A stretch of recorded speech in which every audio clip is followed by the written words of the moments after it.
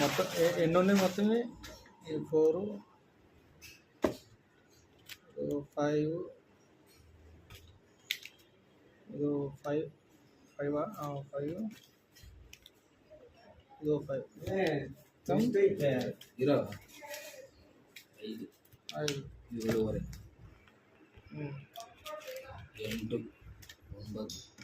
9 9 9 ಮೆಷಿನ್ಗೆ ಹಾಕೋದು ಫಸ್ಟು 9 ಕರೆಕ್ಟಾ? 30 ಎಂಡ್ಸು ಜಾಸ್ತಿ ಅವರು 5 9 ఎన్ని తిప్పల పడాలో ఇవి సంపాదించాలి. 9 లక్ష ఎన్ని కష్టాలు పడితే వస్తాయి.